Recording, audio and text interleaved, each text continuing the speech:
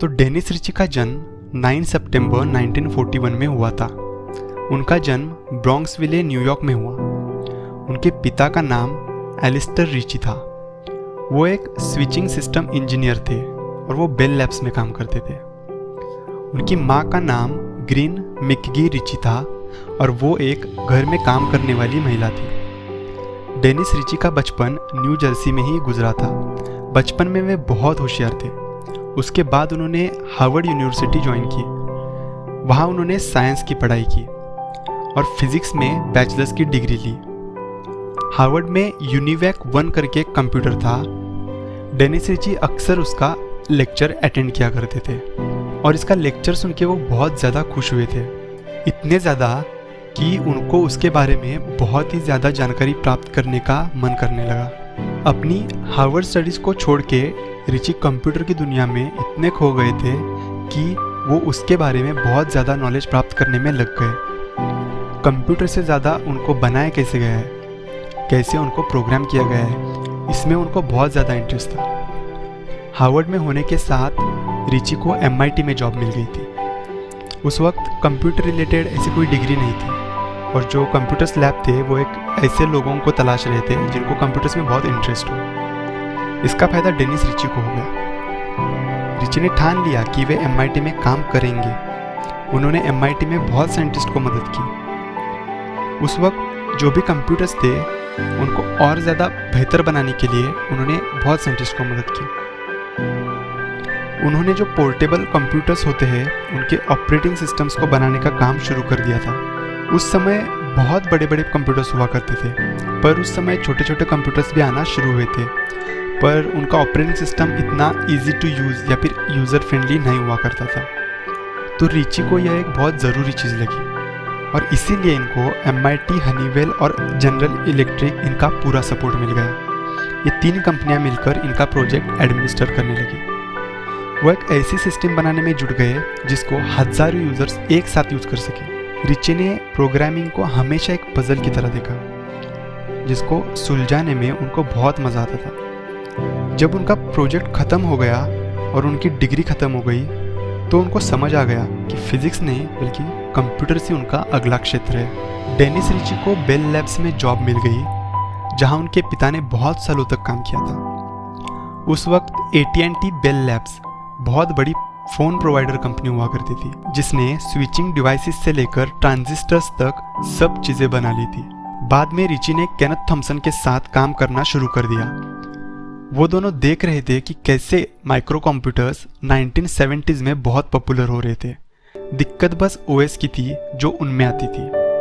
तो वे दोनों इसके बारे में सोचने लगे कि कैसे इसको और बेहतर बनाया जा सकता है। सोचते सोचते इस पर काम करते करते उन्होंने यूनिक्स ऑपरेटिंग सिस्टम बना डाली।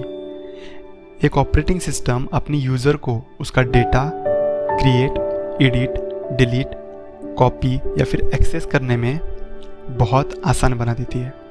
जो भी काम इस कंप्यूटर पे करते हैं वो मशीन को समझाकर उससे वो काम करवाना एक ऑपरेटिंग सिस्टम करती है।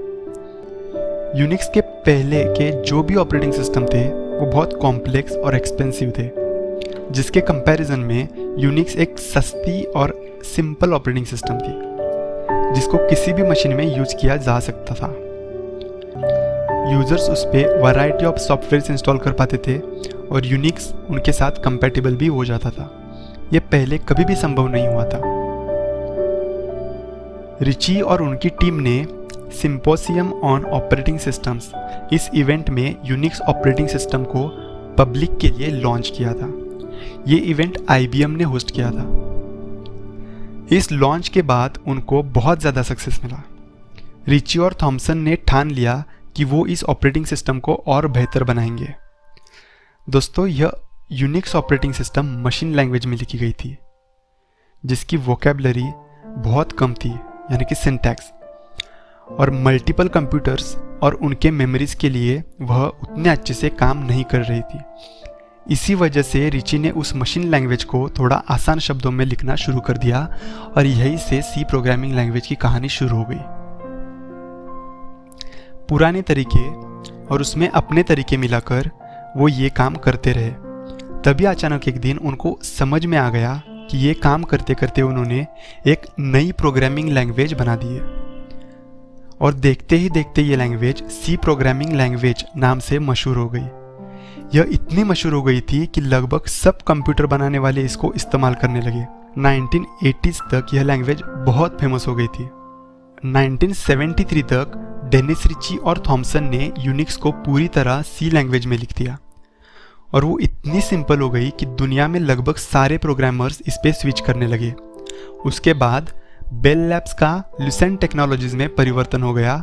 बिना कंप्यूटर बैकग्राउंड के रिची ने कंप्यूटर्स की दुनिया में बहुत सक्सेस पा लिया था। उन्होंने ये बात साबित कर दी कि अगर आप में चाह है तो आप कोई भी चीज, कोई भी ध्येय हासिल कर सकते हो। वो ये भी कहते हैं कि मैं उस बैकग्राउंड का नहीं था, इसलिए मुझे सब संभव लगता था। बाद में 1990 में Ritchie leader of computing techniques research department के हेड बन गए थे, जो कि ल्यूसेंट टेक्नोलॉजीज का एक डिपार्टमेंट था। यहाँ पे उन्होंने और भी ज़्यादा एप्लीकेशंस लिखे। उनको बहुत ज़्यादा अवार्ड्स भी मिले थे। उनको 1974 में ACM अवार्ड मिला। 1982 में IEEE इमैनुअल प्रायर अवार्ड मिला। 1983 में बेल लैब्स फेलो अवार्ड मिला और 1983 में ही association for computer machinery Turing award मिल गया था। 1983 में उनको ACM सॉफ्टवेयर्स अवार्ड मिला और फिर 1990 में IEEE हैमिंग मेडल मिल गया। 1998 में वह United States national academy of engineering के लिए इलेक्ट हो गए थे और 1999 में उन्हें United States National Medal of Technology मिल गया था। और ये सब अवार्ड्स उनको केनेथ थॉमसन के साथ मिले थे।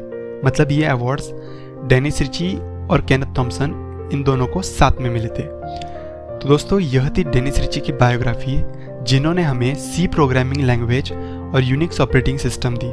आज भी हमारे स्कूल कॉलेजेस में सी लैंग्वेज सबसे पहले सिखाई जाती है।